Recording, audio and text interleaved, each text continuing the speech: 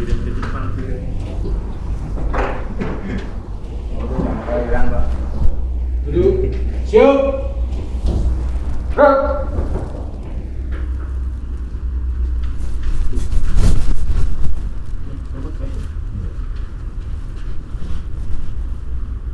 Lapor kelas masa 5 jumlah 27 orang kurang 1. Keterangan sakit atas nama Bapak Ancet.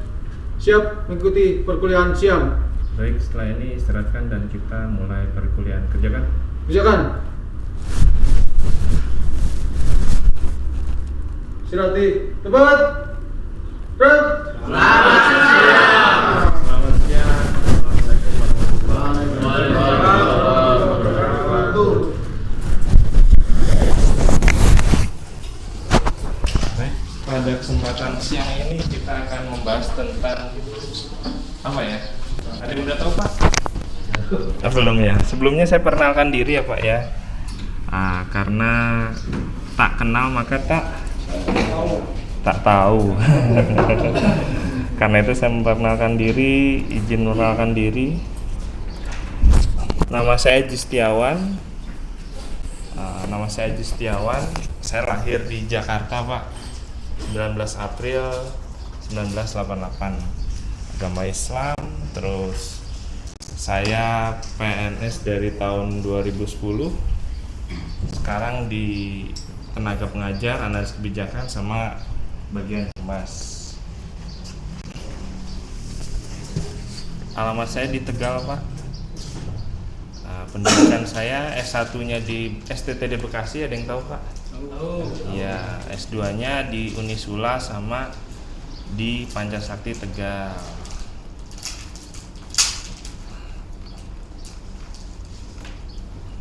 Nah, itu ada yang ditanyakan? Bapak ibu saya Klaten Pak. Bapak ibu saya Klaten. Cuman saya lahir besar di Jakarta. Bapak saya juga supir Pak. Cuman saya nggak boleh ikut bapak saya nyetir waktu itu. Biasanya begitu Pak. Saya juga nggak boleh supir Pak. Pada ikut jadi supir lagi. Kamu aja katanya. Bapak saya supir PPD Pak dulu. Nah, supir PPD. Sekarang masih nyupir Betamik namanya. Nah, supir.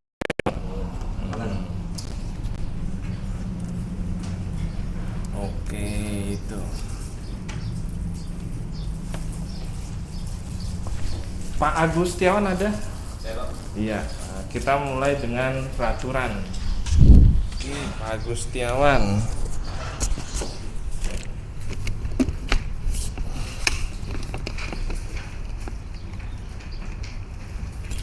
Menurut Pak Agus Setiawan, aturan itu apa Pak Agus?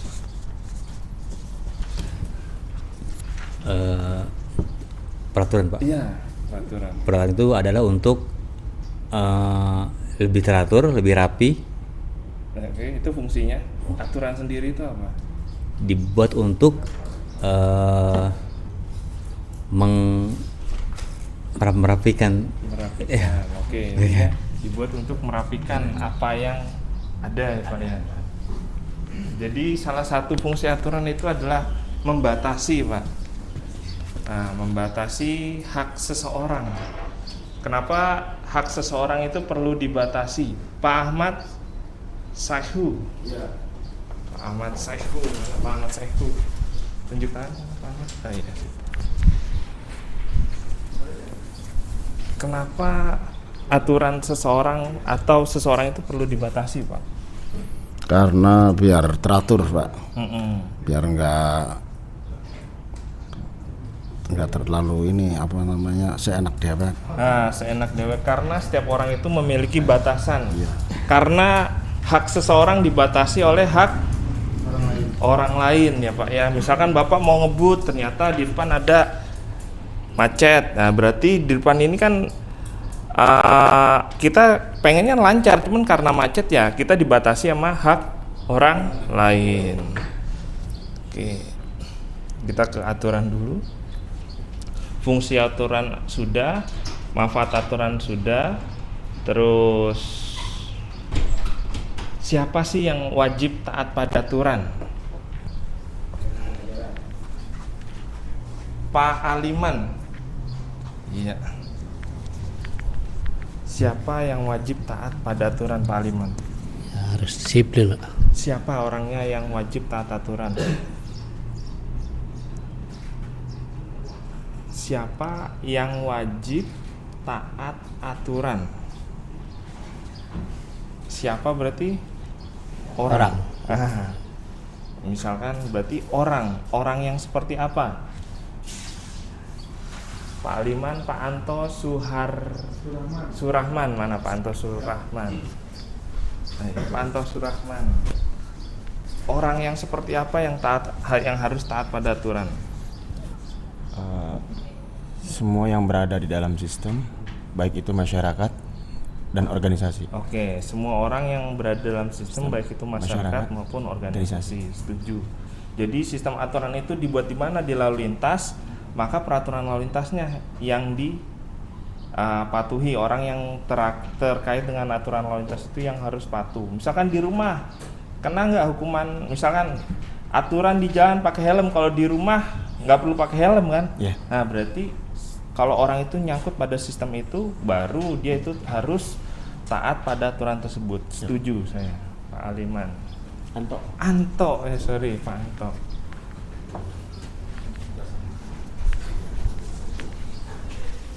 Pak Anto. Nah, tadi aturannya udah, orang-orangnya udah, kita masuk ke di Indonesia ini kita pakai aturan apa? Sambil saya sebutin, sambil nyebutin nama asal ya Pak. Pak Arif Budiman Budi Santoso mana? Pak Arif Budi Santoso.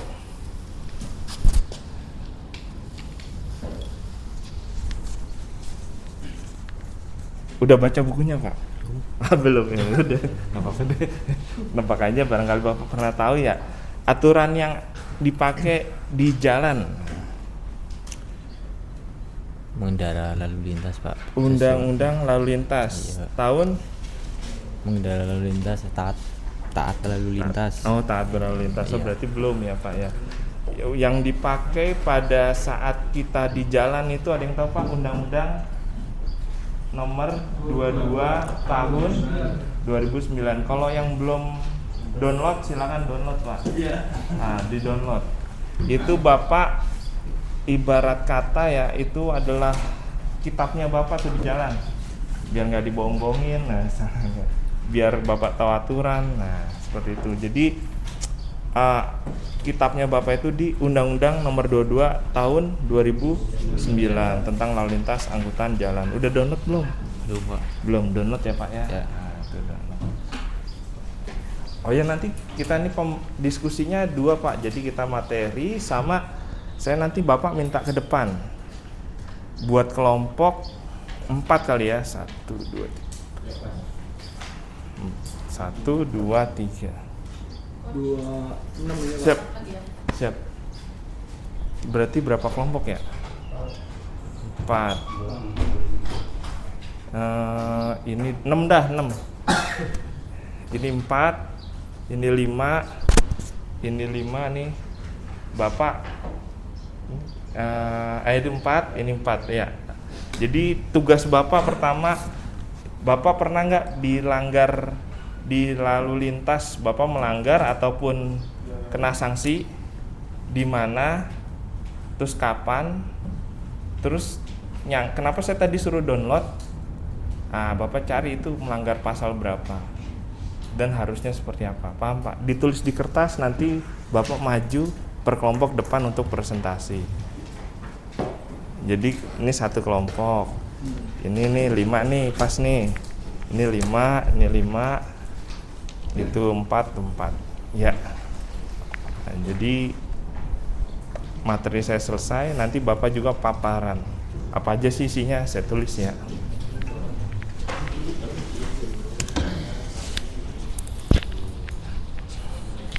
Karena saya buka ya Pak ya. Nah, kenapa saya pakai metode seperti itu?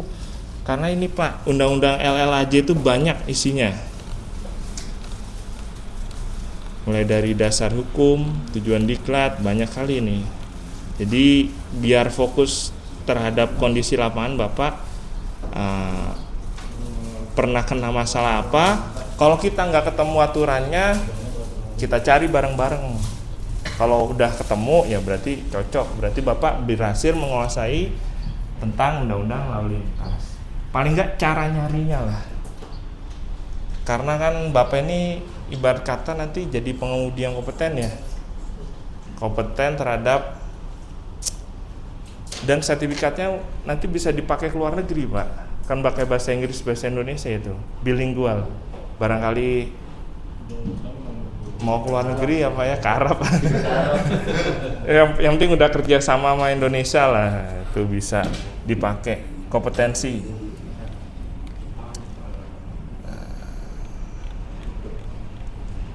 Apa tadi isinya?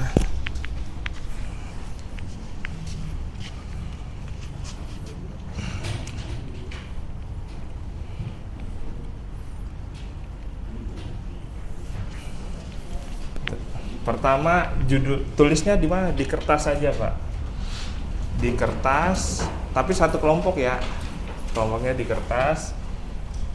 Nanti kalau udah kirim ke nomor saya. Nanti saya tampilin sini, Bapak ngomong. Nomor saya 0877 9080 9088. Satu kelompok satu aja. Jadi nggak perlu semuanya. Nggak perlu, satu aja. Pertama, nama kejadiannya, kapan, terus di mana,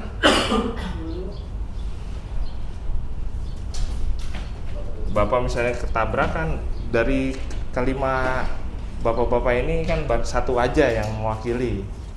Nah, kapan, di mana, misalkan kejadian kecelakaan tabrakan, kapan, tanggal sekian pagi siang hari, di mana, di jalan misalkan. Penyebabnya apa?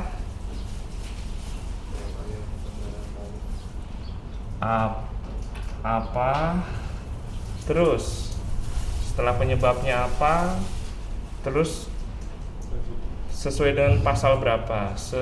Sesuai dengan pasal berapa? Kalau nggak ketemu nanti kita cari bareng. Terus setelah tahu pasalnya, pasalnya isinya ada hukuman ya, ada pasal berapa, hukumannya apa, atau dendanya apa, Bapak harus tahu. Terus solusi ke depan. Setelah Bapak tahu ada pelanggaran itu, ke depan biar tidak terulang itu harus seperti apa? Gitu. Nama kejadian, kapan, di mana, penyebabnya apa, sesuai dengan pasal berapa, solusi ke depannya apa. Seperti itu. Silakan Bapak kelompok, sambil saya juga materi, jadi paralel Bapak buat materi, saya juga menyampaikan. Iya, ini 4 nih. 1, 2, 3, 4. Ini 1, 2, 3, 4. Ini 5 nih. Ini 4. Ah, itu 5 tuh. Ini 4.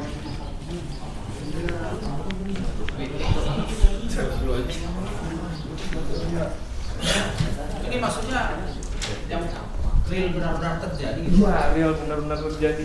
Pengalaman salah satu dari 4 Bapak ini. Salah satu aja. Nanti maju ke depan saya bikin video.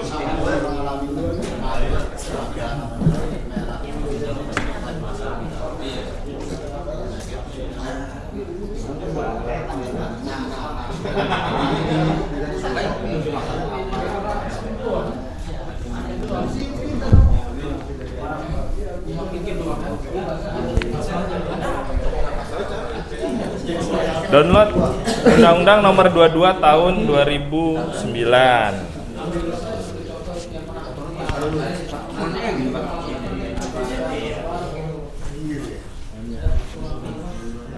Ya. Kejadian apa? Nah, nanti Bapak cari dulu kejadiannya apa. Nah, Oh, Bapak iya, diskusi paham, dulu Bang. salah satu yang diangkat siapa masalahnya. Nah, ini kan kenapa saya bilang gitu, karena peraturan lalu lintas ini diskusi kelompok dan paparan. Tujuannya buat supaya Bapak bisa menyampaikan juga materi yang akan dipelajari. Nanti Bapak juga memaparkan, menyampaikan apa yang telah temuan di lapangan seperti itu. Sepertinya apa? Nah, ini tujuannya. Pak, izin Pak, Ya. ini lebih ke pelanggaran lalu lintas atau apakah hanya kayak kejadian laka gitu Pak? Kejadian laka juga nggak apa-apa. Misalkan bengong, jatuh, ternyata pas kebetulan bengong jatuh, tabrakan nggak pakai helm, kena lagi double. Pas. Jadi tadi yang disampaikan Pak siapa belakang tuh. Jadi setiap kegiatan kecelakaan yang ada di lalu lintas, kalau di rumah nggak perlu. Tadi kan sesuai dengan skupnya, lingkupnya. Gitu. Kita mau cari tahu ceritanya penyebabnya apa, Bapak analisis, terus sesuai dengan pasal berapa nih kira-kira. Kita kan pakai Undang-Undang Nomor 22 nih. Nah, sebenarnya kuncinya sih. Nah, kita cari aturannya.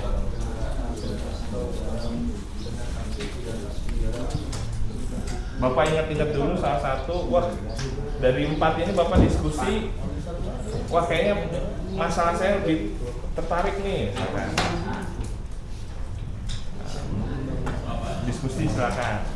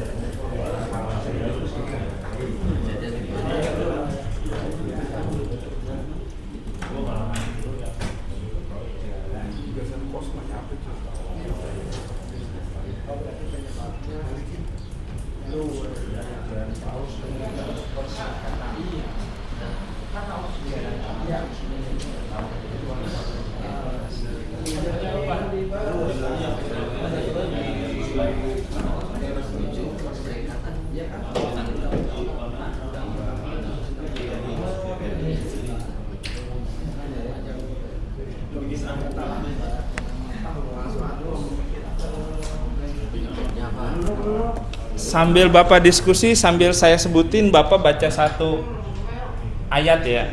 Nah, tadi sampai di Pak Anto ya. Pak Anto Suharman. Udah ya.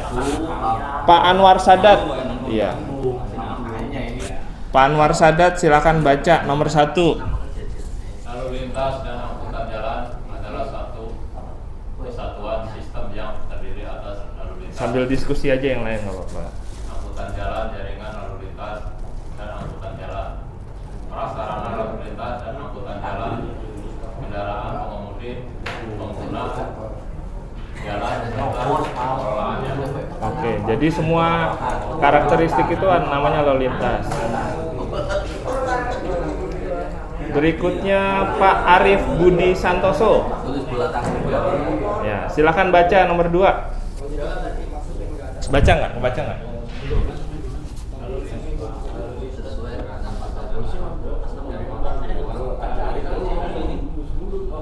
Udah. Nah, jadi lalu lintas adalah gerakan kendaraan atau orang. Jadi orang itu termasuk lalu lintas yang ada di ruang lalu lintas jalan. Nah, angkutan. Pak Azwirman. Ya, silakan baca Pak. Apakah angkutan itu? Angkutan adalah perpindahan orang dan atau barang dari satu tempat ke tempat lain dengan menggunakan kendaraan di ruang lalu lintas jalan. Oke. Angkutan adalah perpindahan orang barang dari suatu tempat dengan menggunakan kendaraan. Berarti udah sesuai Bapak angkutan.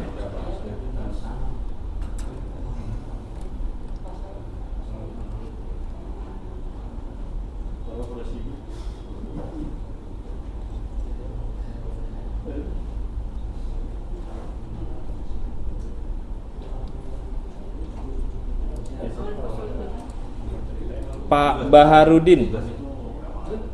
Iya. Pak Baharudin, silakan baca tentang kendaraan dan kendaraan bermotor. 7 sampai 9. Kendaraan adalah suatu sarana angkutan di jalan yang terdiri atas kendaraan bermotor dan kendaraan tidak bermotor. Kendaraan bermotor adalah setiap kendaraan yang digunakan oleh peralatan mekanik berupa mesin sehingga berjalan dan berjalan di atas rel. Kendaraan tidak bermotor adalah setiap kendaraan yang digunakan oleh tenaga manusia atau hewan. Oke.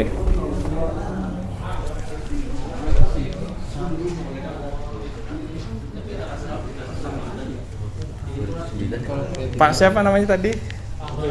Pak Barudin. Oke.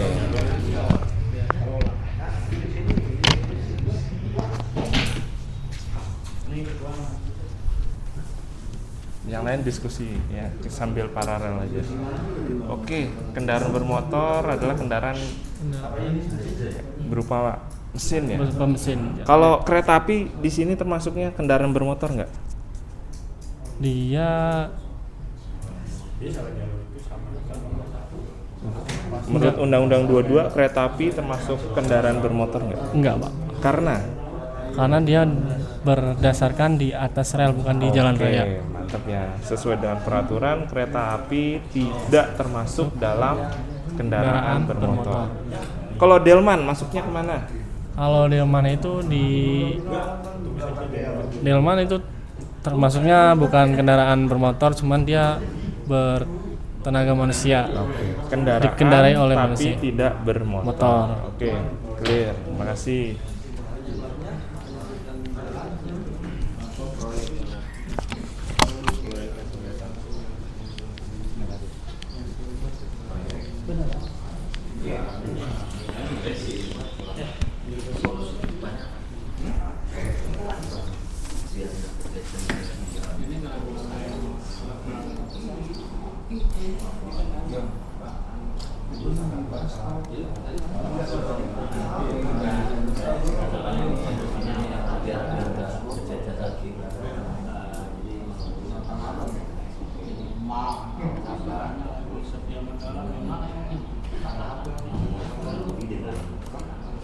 Pak Dani Pratama.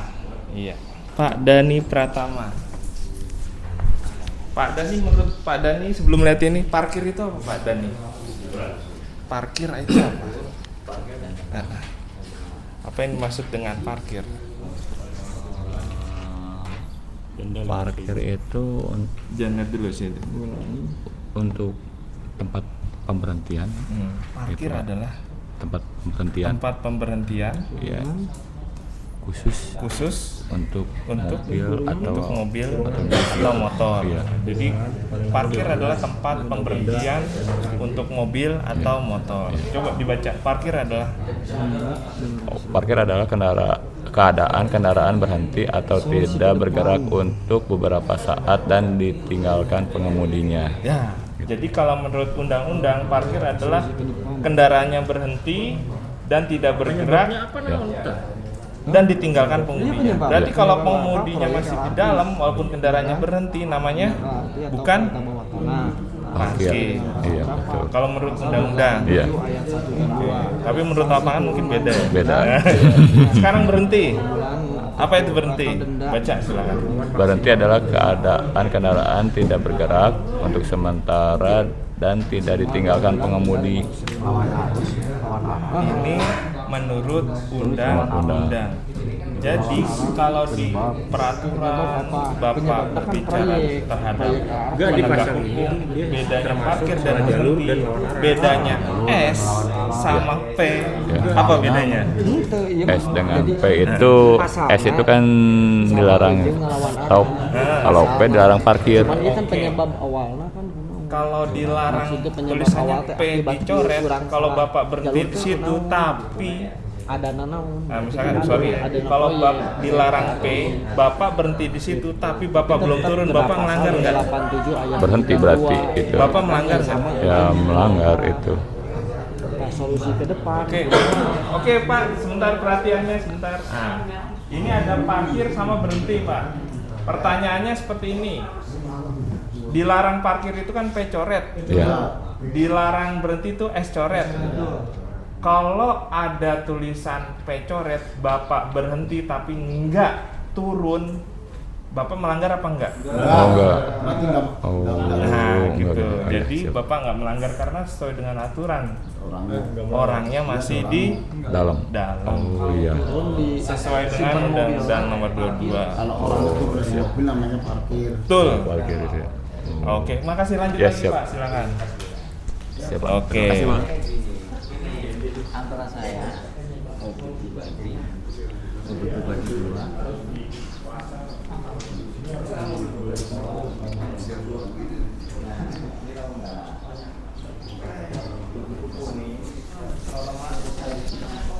Rambu lalu lintas, marka, jalan, alat pemberi syarat, sepeda motor, perusahaan angkutan, jasa pengemudi.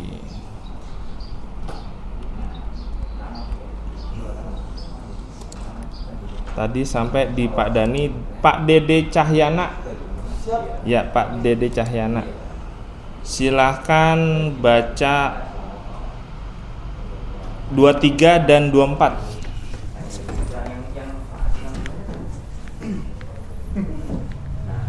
Siapa? 23 dan 24. Pengemudi adalah orang yang mengemudikan kendaraan bermotor di jalan yang telah memiliki surat izin mengemudi.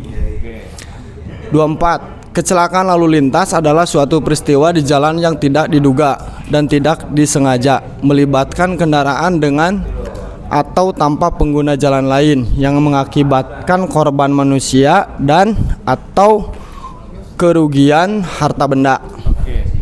Siap. Oke, Pak, minta waktunya lagi. Poin nomor 24. Kecelakaan adalah suatu peristiwa yang tidak diduga dan tidak disengaja. Misalkan ada seseorang ingin membunuh seseorang, misalkan ada orang yang ingin membunuh dengan cara menabrakkan kendaraannya kepada orang yang sedang berjalan, ditunggu-tunggu nih. Wah nih, ada orangnya datang, saya tabrak, jeger. Itu masuk aturan ini nggak kira-kira? Masuk. Masuk? Enggak. Pidana. Ah, ini cocok nih. Ada masuk, ada tidak.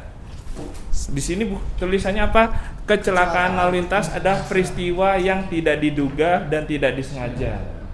Kalau tadi sengaja. Kalau tadi sengaja, berarti tidak bisa dipakai ini.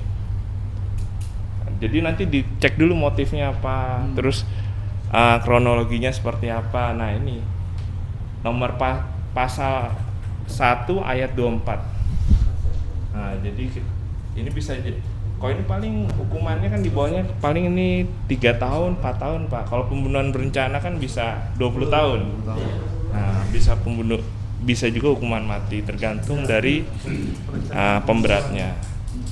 Karena ini tidak sengaja. Ya. Gitu ya Pak ya. Jadi kalau Bapak ditanya, Pak, misalkan ada kecelakaan, tapi bukan kecelakaan Pak, dia sengaja nabrak. Itu nggak bisa masuk. Pakai pidana, masuknya pakai kitab undang-undang pidana, maksudnya nggak pakai undang-undang lalu lintas karena kecelakaan tidak disengaja. berarti udah ada niat kalau kayak gitu ya? Iya, udah ada niat. Ada perencanaan pembunuhan berencana. Jadi kalau Bapak ditanya gitu ya di manapun nggak bisa Pak ini karena yang namanya kecelakaan itu tidak disengaja. Seperti itu. Lanjut Pak diskusinya.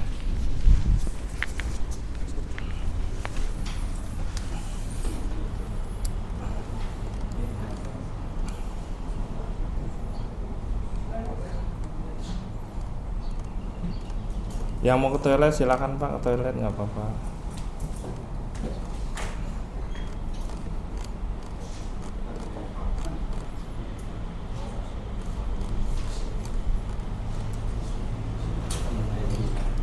Pak, nanti pas Bapak maju ada sesi tanya jawab ya. Jadi Bapak menyampaikan, teman-teman ada yang mau ditanyakan tentang kasus ini misalkan gitu. Silakan dari kelompok 1 ada yang tanya, kelompok 2 yang tanya biar ada diskusi. Nah, jadi tanya jawab. Terus yang nanya, yang paparan, yang tanya jawab nggak 1 orang, berempat-empatnya ngomong ya.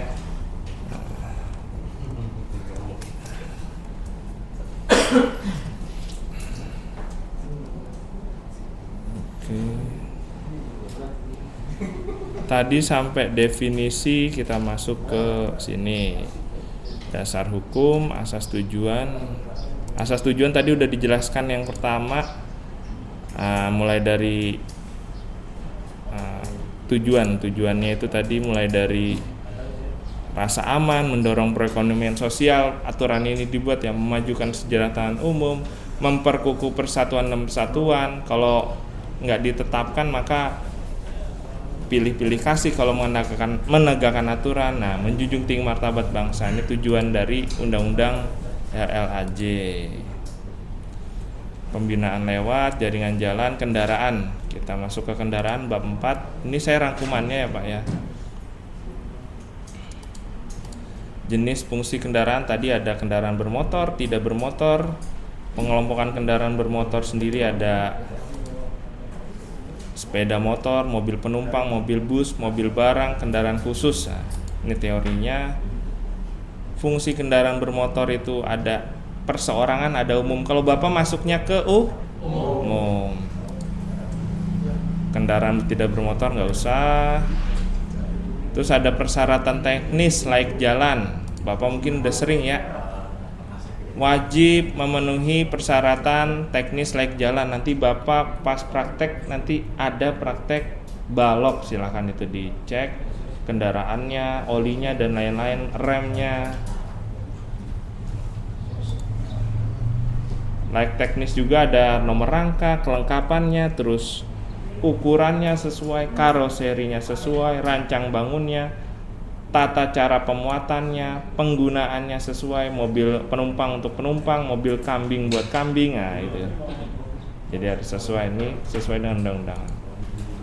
Ada persalekan layak jalan. Ini Bapak kalau diuji kendaraannya mulai dari emisi gas buang, mungkin Bapak pernah ngantar kendaraannya ya.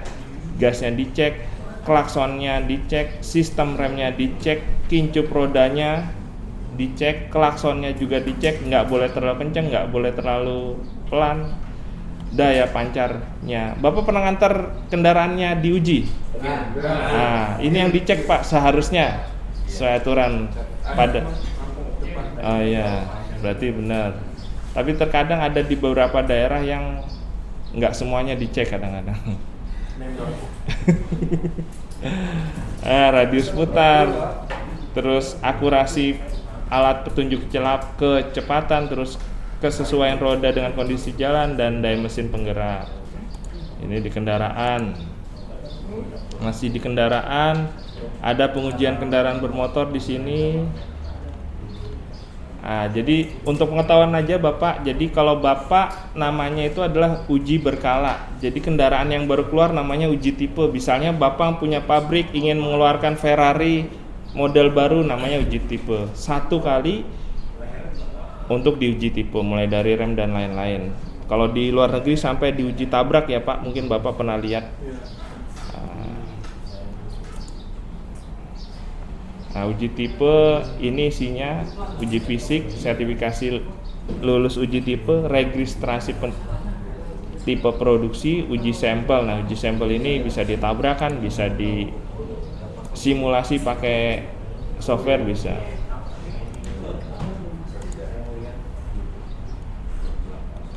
Ada perlengkapan kendaraan bermotornya.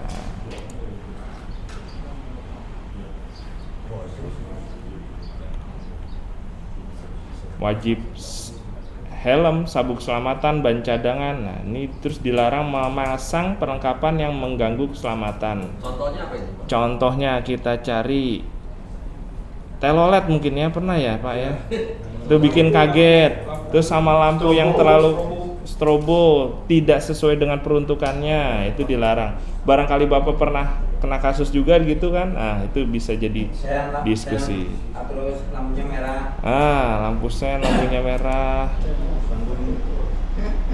Warna merah, kuning, hak utama merah, biru, dan sirine. Jadi ada hak-haknya nih.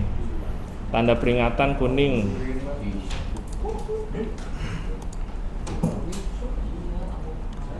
Terus ada bengkel umum, kendaraan bermotor, masih di kendaraan. Nanti tempat Bapak ada yang pernah uji berkala di bengkel umum? Nah, di sini nanti suatu saat nanti ada uji berkala di bengkel umum. Kalau bengkel umumnya sudah memenuhi akreditasi, sudah dibentuk dalam aturannya. Jadi besok Bapak suatu saat generasi berikutnya disuruh kir tapi bukan di sub atau di tempat kir, jangan kaget karena udah ada aturannya bahwasanya pengujian swasta udah buka, misalkan di Hino atau di Toyota, ini bisa. Nanti sudah ada aturannya. Betul. Belum ya, belum ada ya. Tapi aturannya udah dibuat.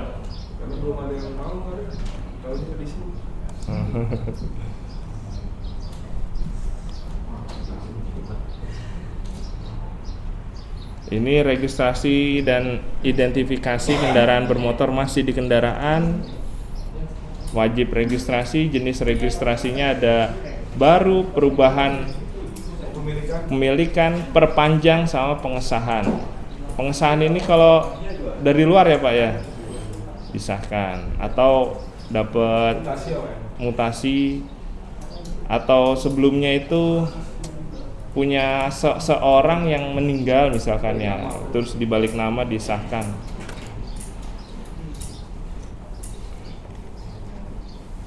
Dilaksanakan oleh kepolisian biasa, terus dilakukan pada samsat. Terus surat tanda nomor kendaraan bermotor ini yang putih, ini surat tanda coba kendaraan yang sering dikeluarkan putih biasanya. Surat tanda nomor coba kendaraan ini. Masa berlaku buku kepemilikan, nah ini seumur hidup ya untuk BPKB. Kalau STNK dan TNKB ini 5 tahun. Sanksi berikutnya masuk ke sanksi. Sanksinya ada peringatan tertulis, denda, pembekuan izin, dan pencabutan izin. Masuk ke pengemudi SIM. Nah, saya tanya ke Bapak Deovani. Nah, Pak Deovani, mengenai SIM, ada berapa SIM menurut undang-undang kira-kira?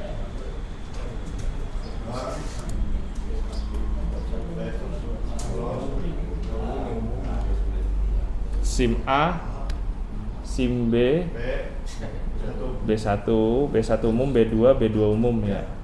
Oke, sama SIM C ya? Oke. SIM C umum. SIM C umum belum ada ya Pak ya? Ada ya? SIM D ada ya Pak? SIM D ada. Bajai ya Pak? SIM D. Orang cacat. Orang cacat. Disabilitas.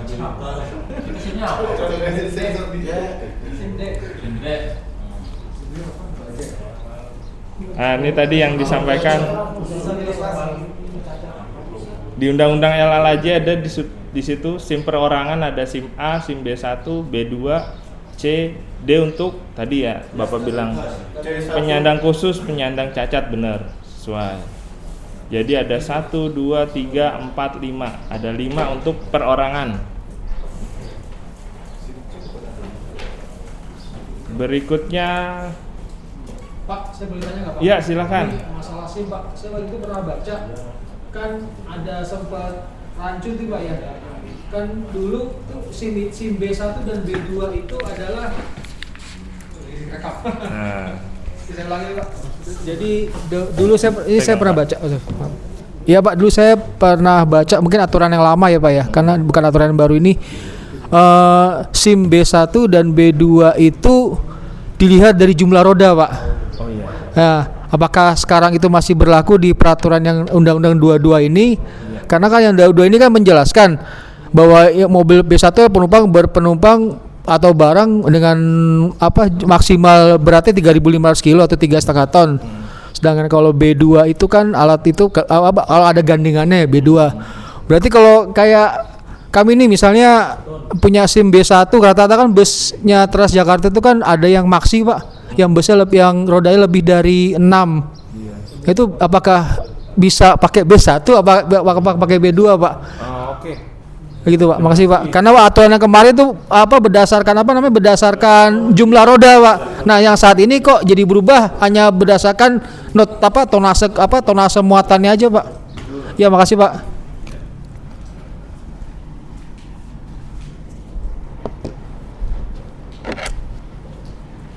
Yang berlaku yang mana? Nah, jadi untuk dua roda berdasarkan sumbu. Iya sumbu roda. Beda roda. Enggak tahu dia sumbu. Makanya gue nanya. Ada yang begini tapi ininya double ya Pak ya. Nah, maksudnya double ini ada 4 di belakang Pak. Itu ada di sini ada 8. Jadi biasanya orang itu mengklasifikasikannya kalau masih 2, misalnya masih 4 roda ini orang rata-rata pakai SIM A. Kenapa? Karena dia nggak di logikanya misalkan mobilnya beratnya berapa Pak? Kira-kira 1 ton ya? Iya Pak. 1 ton. Terus misalkan berapa ton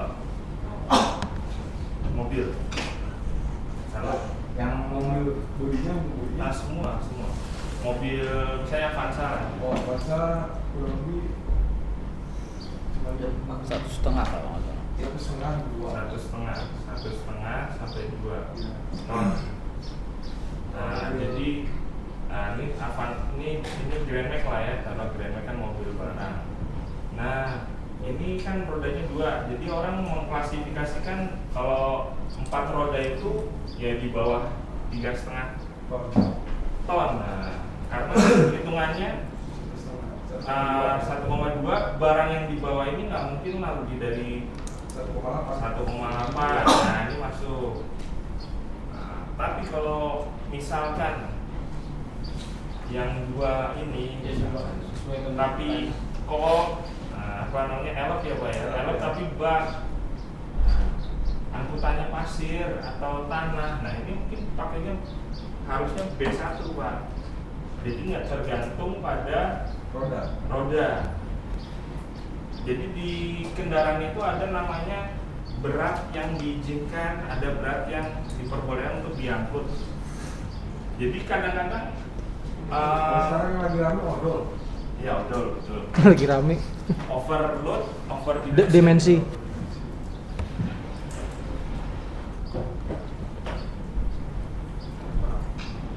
Mobil scanner.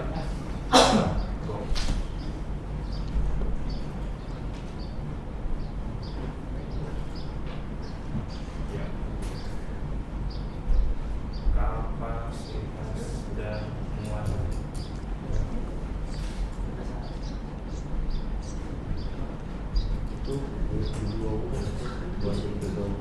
Nah, 2 sampai 8 ton. Tergantung yang double apa enggak ya Pak ya.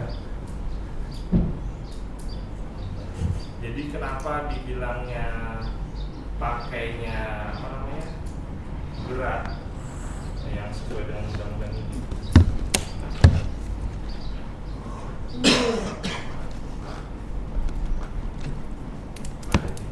Tujuannya tadi Pak, tujuannya biar intinya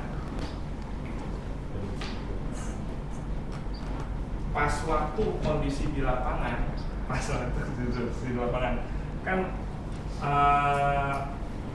terkadang seseorang dalam penindakan itu dia nggak bakal Pak, wah ini muatan saya 3 ton nih, 3,5 ton.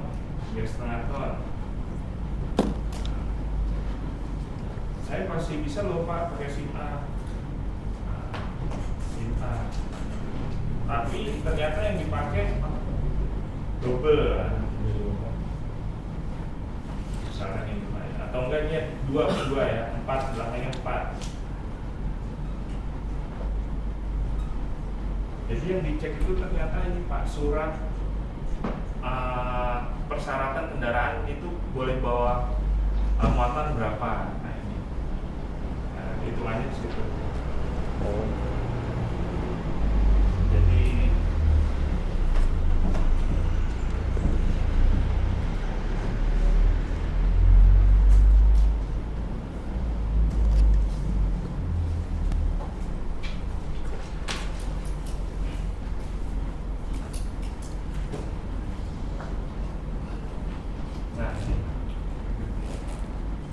masuknya itu ke SIM B1 pengaturannya lebih dari 8,5 ton. Kalau yang roda 2 ya Pak, yang budgetnya beban.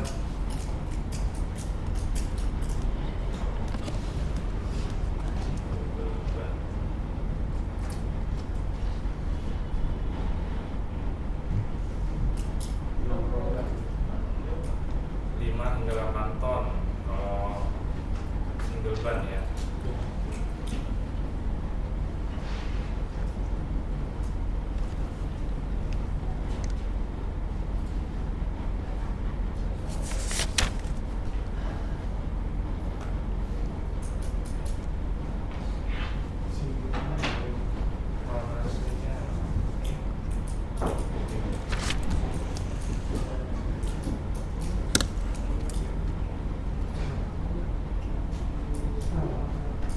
Maksudnya 4 sampai 6 ton, jadi udah ini Pak, B1 yang bawah ya? Iya, B1. Oh. B1 itu yang umum apa yang biasa? Masalah ada ini Pak? Tergantung plat kalau Ya kan biasanya ada tergantung platnya itu Pak. kuning sama Iya. Stasiun Beradir. Nah ini, kalau plat kuning itu berarti umum. Berarti yang satu ban tadi Pak itu udah lebih dari 3,5 ton ya. Itu umum juga Pak. Yang Apa mana? B1 Polo? Tergantung kendaraan itu dari platnya, plat kuning Atau hitam. atau hitam. Kalau Bapak kuning berarti harus B umum. B1 umum. Kalau hitam B1 aja, polos. Itu walaupun itu angkutan barang Pak. Iya. Diasumsikan Bapak itu ngangkut barangnya sendiri. berarti barangnya pribadi. Iya. Kalau yang hitam Kalau hitam itu yang hitam. Kalau umum biasanya itu untuk angkutan paket. Nah, gitu. Itu yang punya umum. Kalau enggak tarif, misalkan Bapak buka layanan tarif dari sini ke angkutan dari Jakarta ke Bandung, siapa aja boleh sewa angkutannya, bisa masuk ke umum.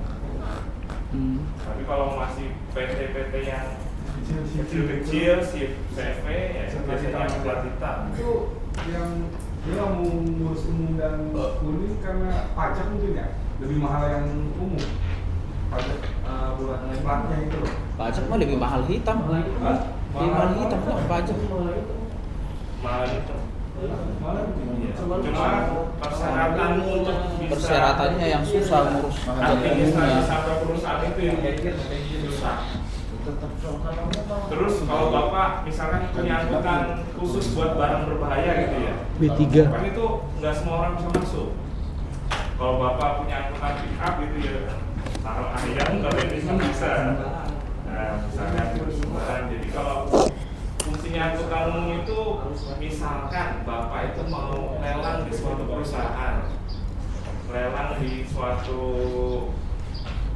instansi yang bonafide misalkan, itu pakai angkutan umum. Soalnya yang saya tahu kan setiap orang beli pick up itu kan plat dasar pasti hitam. Nah, berarti kan ada request dari kuning. Ya, kalau minta dari kuning biasanya perusahaannya itu yang Pak ini saya mau request kuning. Nah itu perusahaannya akan membuat platnya kuning, nanti izinnya itu izin angkutan umum gitu Pak. Jadi izin angkutan umum itu platnya kuning. Kenapa orang lebih milih angkutan plat kuning? Karena pajaknya lebih murah. Kalau angkutan pribadi lebih mahal. Tapi kalau angkutan pribadi itu kenapa dia memilih platnya adalah hitam? Karena minimal itu angkutan umum ada minimal Pak. Minimal angkutan itu ada, misalkan angkutan umum bis itu minimal 6 kalau nggak salah. 6 armada. Makanya dibuatnya koperasi. Karena misalnya Bapak bisa beli bis satu, Bapak satu, nah disinilah koperasi. Jadi perbandingannya yang plat kuning lebih murah pajaknya dibanding plat hitam. Ya kalau eceran, kalau borongan. Ya kalau yang punya 5 atau 6 unit. Jadi tergantung peruntukannya.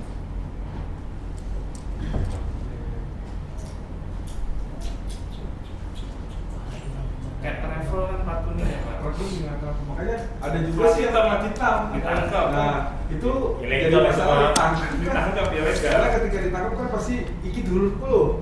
Dengan sombong. Nah, Bohong katanya. ini bisa ini nanti ada yang maju. Barangkali ada kasus begitu nanti bisa satu apa namanya? Nah, sih belum kena cuma kan pasti ada kayak seperti itunya. Katanya. Itu beda konteks. Yang berhak diungkap kepolisian atau dari petugas disub? Polisi yang wajib ada, disub mendampingi. Disub sendiri nggak boleh. Beda ini. Yang sering terjadi Pak. Disub. Polisi yang kasih data udah lolos. Kasih jalan nih. Disub atau kepolisian bukan masalah. Kalau mungkin kalau penegakan hukum lebih ke polisi kali Pak ya. Tapi kalau untuk membuat undang-undangnya adalah memang dari dinas perhubungan. Jadi tapi nggak tahu deh apakah perhubungan boleh menindak apa, karena setahu saya yang di perhubungan nggak boleh menindak Pak. Jadi yang punya penegakan hukum hanya polisi aja. Nah, terjadi ada mobil pickup. Iya. Dia main plat kuning, dia masuk di Ini Pak. 3-in-1. Itu polisi katanya dia nggak berhak nangkep karena saya mobil umum. Pakai dulu, ulang lagi. Pencet. Pak siapa Pak? Siswanto. Pak Siswanto, siap. Ya, yang ingin saya pertanyakan adalah beberapa kali saya melihat debat ketika mobil plat kuning memasuki area genap ganjil. Ganjil kenapa? Ketika ditangkap, diasumsi dia, saya mobil umum kenapa harus ditangkap, kan nggak perlu harus ikut genap ganjil. Iya betul. Gitu. Nah itu sering terjadi di depan saya, cuman kan kitanya jadi penonton yang baik gitu. Nah, dari segi itu saya mau mempertanyakan kayak gitu. Ya memang tidak berhak polisi untuk menangkap itu. Enggak, karena ganjil genap itu kan untuk angkutan umum nggak diberlakukan. Seperti taksi, betul. Berarti kalau polisinya oknum ya Pak ya. Ya. Oknum polisinya. Paham lah. Tetap menindak berarti ya. dia tidak tahu aturan. Kadang-kadang kan ada seperti itu. Aturan, mungkin belum baca aturannya. Iya. Terkadang ada hanya merasa dia istilahnya petugas berhak melakukan apapun gitu. Dan yang ditilang pun nggak tahu aturan. Ya udah akhirnya nurut. Cocok. Jadi seperti itu. Siap. Nah sekarang Bapak kan udah tahu aturan ya. Ya. Kalau misalkan Bapak pun nggak tahu aturan, Bapak ngomong dasar aturannya apa? Ya biasa sih pasti nggak diajak ngobrol. Ya udahlah kamu ini loh. Aman kan nih? Ya gitu aja biasanya seperti itu. Ini sih bicara oknum ya. Iya dan yang sama-sama nggak tahu gitu. Maaf kalau ini salah. Enggak, kalau oknum enggak. Iya. Oknum itu pasti salah. Iya. Wah diincar lo pulang lo. Tandain lo. Iya betul. Iya. Jadi biasanya kayak seperti itu karena penegak hukumnya tidak tahu aturan, belum tahu aturan atau belum membaca aturannya. Dan yang ditindak pun nggak ngerti peraturan. Taunya ganjil genap, yang ditindak iya aja karena nggak tahu aturan juga. Ya udah klop aturan. Klop gitu. Oke, makasih untuk pertanyaannya Pak, untuk jawabannya. Siap. Lagi Pak. Iya. Ini Aduh.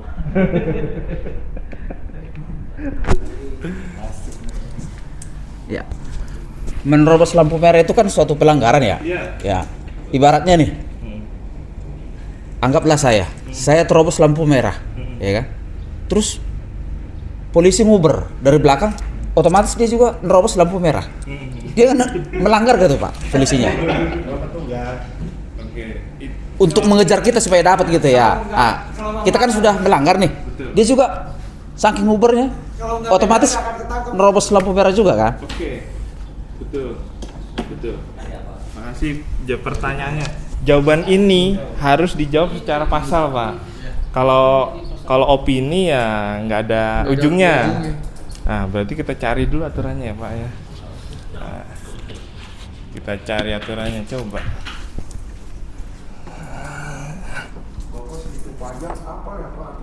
Baca tadi pusing, Pak. Sebenarnya nggak hafal, Pak. Jadi kata kuncinya aja apa? Kayak Bapak gini. Saya kasih caranya ya Pak ya. Ini Undang-Undang 22. Jangan diapalin. Pengacara pun nggak apa. Jadi kalau pengacara, misalkan maaf nih pengacara ya, dia tahu tentang hukum perceraian. Dia ahlinya cerai, bukan ahlinya cerai ya Pak. Maksudnya ahli yang ngurusin cerai perceraian. Tapi kalau dia pindah ke lalu lintas, dia harus pelajari dulu Pak. Tetap. Iya. Nah, tadi ini penegakan hukum. Ada ChatGPT nggak apa-apa. Iya betul, sama ChatGPT Pak.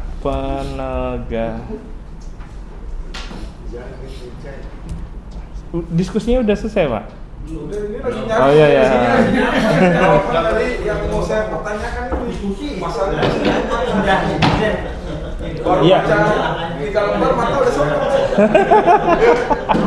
Sama benar yang disampaikan Pak ini, pakai ChatGPT Pak.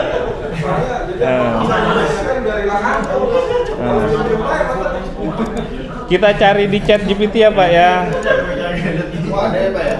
Ada. Mau nanya apa aja ada. Sebentar kita cari bagaimana dampak hukum seorang polisi yang menerobos lampu merah karena mengejar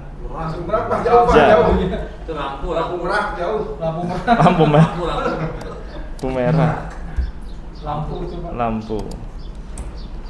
Bagaimana dampak hukum seorang polisi yang menerobos lampu merah karena mengejar pelanggar lampu lalu lintas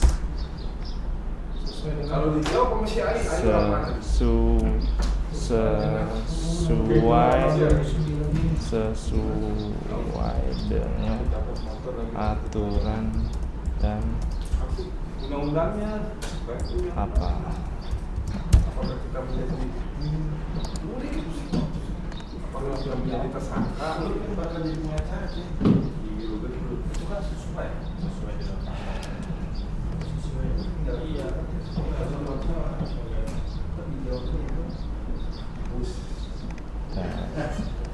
di sini di Undang-Undang Nomor 22 Tahun 133 menyatakan bahwa kendaraan yang mendapat hak utama adalah dalam keadaan tertentu. C. Kendaraan dinas polisian yang melaksanakan tugas. Saya cek dulu ya Pak di undang-undang ini benar nggak nih? Siapa tahu ChatGPT-nya ngarang.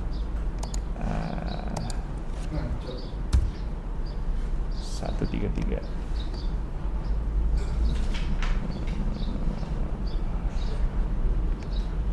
Kendaraan pimpinan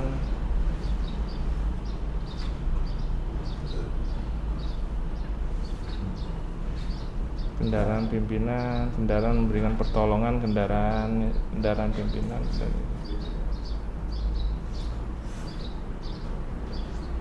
Nah, ini dia Pak, ada di G mungkin ya, pertimbangan tugas kepolisian. Jadi yang pertama didahulukan adalah damkar Pak. Saya tanya nih ya, saya tanya logika dari Bapak. Tadi sampai di Pak Ence Sofyan, sakit. Pak Ervan, oke. kenapa petugas kebakaran lebih diutamakan daripada kendaraan ambulan, Pak? Sebentar, mic-nya mau lagi.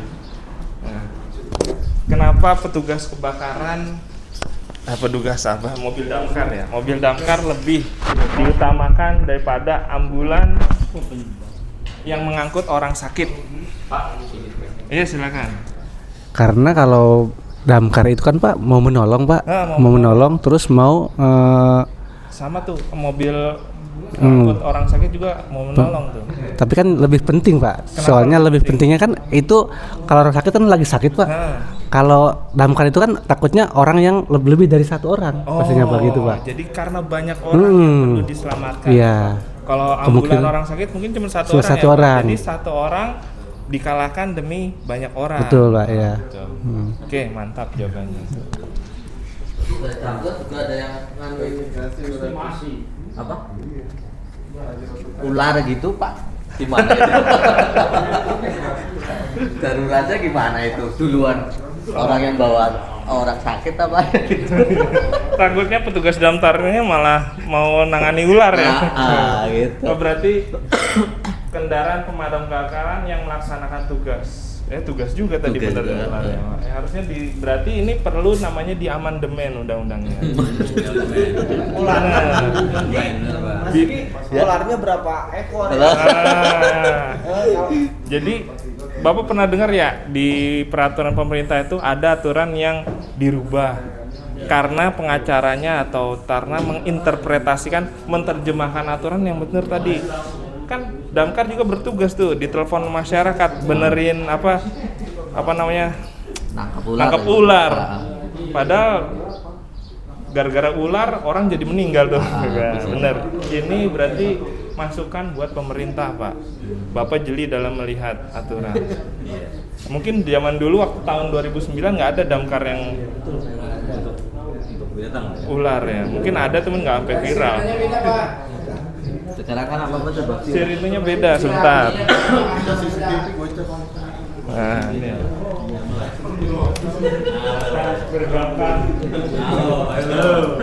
Ini ilmu, sharing kita.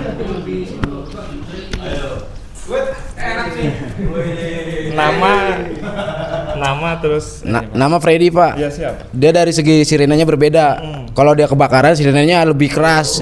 Tapi kalau dia melakukan sesuatu dia kayak ambulans sirenenya Pak. Intinya itu ya Pak. Dari kalau semakin keras sirenenya berarti semakin darurat ya. Iya. Oke, makasih Pak. Masukkan ini. Pengalaman lapangan. Lapangan bola nih Pak.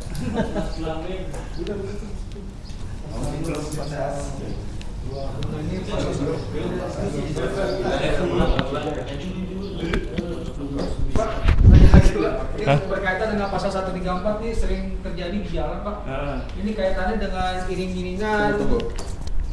Ini kaitannya dengan iring-iringan konvoy kendaraan VIP.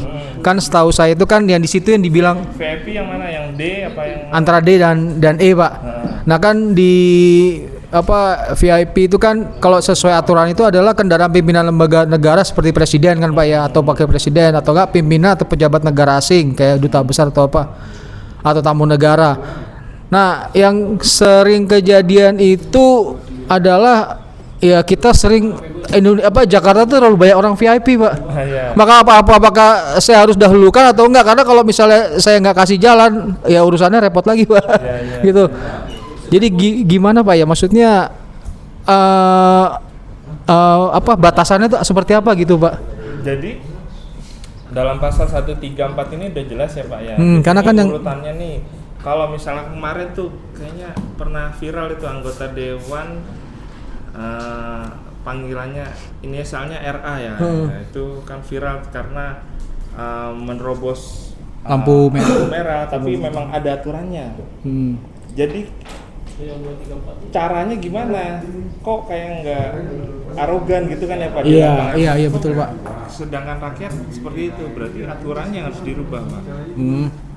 Nah terus yang jadi satu lagi Pak, yang kalau yang pernah saya lihat itu adalah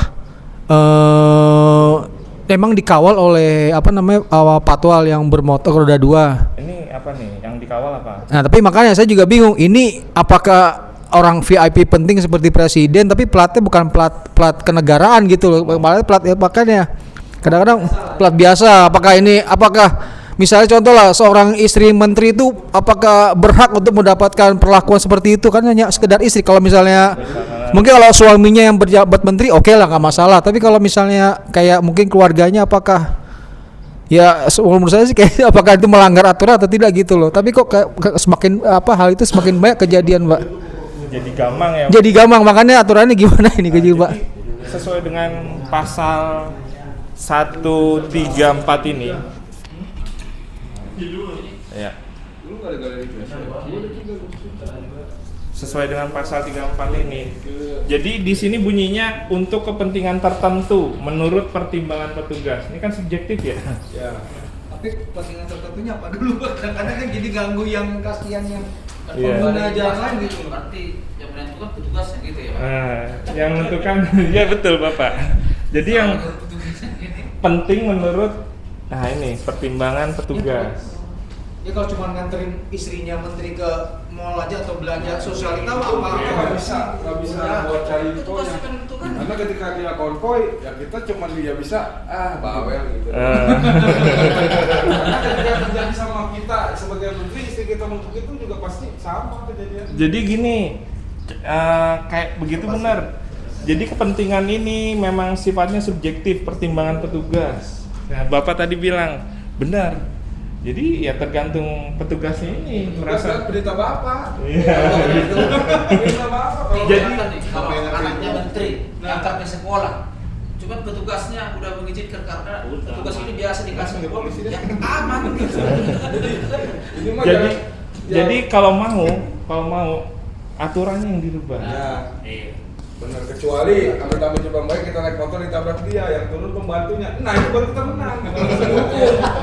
Karena kelalaian. Iya. Tapi nggak bisa karena bikin peraturannya kan tahu sendiri orang VIP juga, Pak. Yang bikin. Berarti orang bikin aturan itu berarti sengaja berarti hitungannya sengaja biar itu berarti jatuhnya seperti itu, Pak. Gimana, Pak? Iya, jadi aturan itu dibuat untuk memfasilitasi pembuat aturan. Ya seperti itu jadi. Karena setiap pasal tidak hanya dengan satu huruf, lihatin satu pasal satu A, B, C, D, E, F, untuk pengalihan semua. Jadi pasal itu dibuat berdasarkan kepentingan pembuat pasal. Pembuat pasal itu ya yang buat undang-undang di Indonesia siapa Pak? Ada yang tahu? DPR plus presiden ya. Presiden. Terus sidang paripurna. DPR presiden ini dipilih sama rakyat.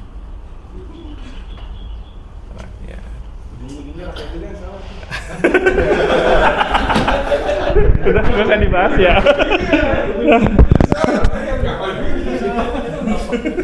Udah nggak usah dibahas, berarti udah tahu jalannya. Udah finish. Orang yang dibawa pasti salah.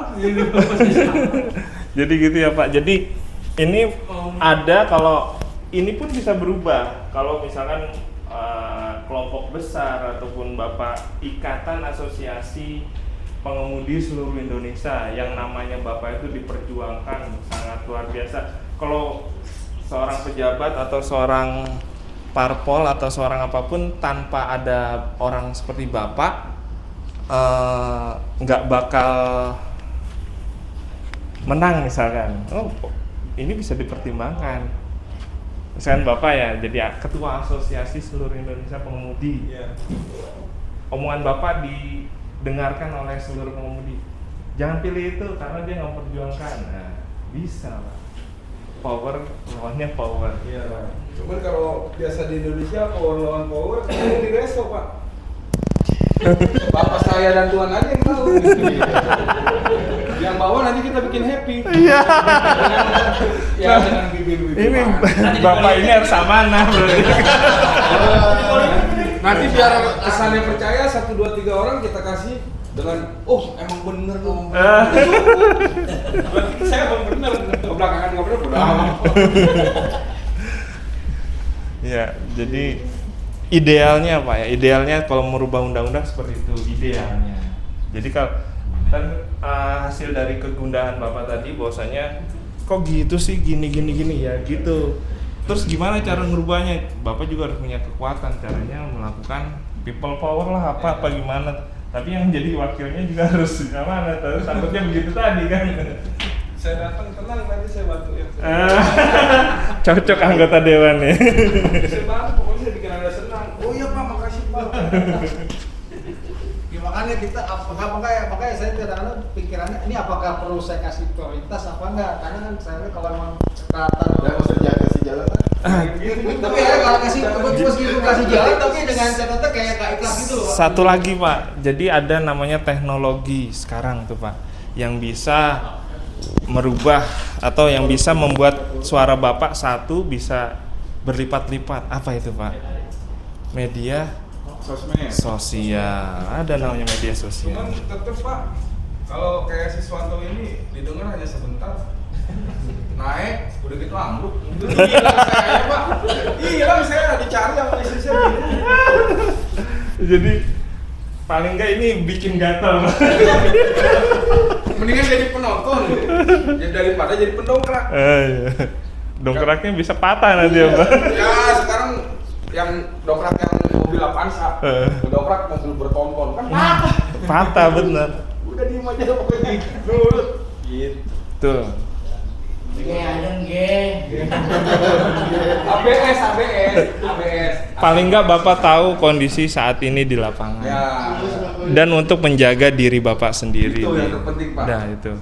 Karena memang aturannya seperti ini dan itu ternyata dibuat sebagai untuk dasar itu baju Bapak ya. Udah sabar aja lah, dia mengadakan ilmu tertinggi. Ujung-ujungnya ngalah juga. Ilmu paling tinggi sabar. harus mampu kalau ujung-ujungnya ngalah juga ngapain Pak? Harus mampu ngukur diri Pak. Benar sekali. Kalau ini sih ilmu kalau misalnya saya ngikutin emosi, aduh ini ngapain sih, apa sih maksudnya ya kayak emosi kadang-kadang kita nggak pengen ngasih jalan juga Pak, tapi kalau misalnya yang kita lihat mungkin kayak pemadam, ambulan itu kan memang harus wajib kita kasih. Ini aturan, kalau ini kan udah sesuai dengan naluri ya Pak, sesuai dengan hati kemanusiaannya. Ini juga kemanusiaannya ada, manusiaannya. Itu nggak ada kemanusiaan. Kalau yang paling bawah, ya seperti itulah. Kita diam, ntar dia nyari jalan. Bis gede mau ditabrak. Ini dia yang nyari jalan. Jadi jangan dendam. Cukup rem aja. Karena iya, bukan dia nyari jalan sendiri. Kita jangan ngiri-ngiri, rem tangan. Oke Pak. Nah seperti itu Pak. Jadi Bapak tahu aturannya, ternyata ada sesuatu aturan yang dibuat, diselipkan, diapakan. Pasal tapi intinya yang meskipun mereka berarti secara legal memang memenuhi sah berarti Pak. Sah ya. Secara hukum sah berarti. Secara hukum sah. Indonesia sah. Secara naluri ya masuk akal. Tapi kalau dia ini lebih didahulukan sama ini, ribut. Karena dia ada paling bawah. Nah, ini ada paling bawah. Ini kelar ini, bisa viral ini. Kalau dia menghalangi. Iya, berarti patwalnya nggak tahu aturan, belum ikut diklat. Pak Haji izin nanya, kalau sepur kok nggak ada ya? Beda. Peraturannya ini Masalah sepur beda? ada namanya undang-undang perkeretaapian. Oh dia sendiri? Iya. Mau kita buka? Padahal kan dia lalu lintas juga kan sama juga. Tadi yang dibilang tadi belakang kendaraan bermotor apa tadi? Kereta api termasuk nggak? Enggak. Tadi di definisi pertama udah dijelaskan.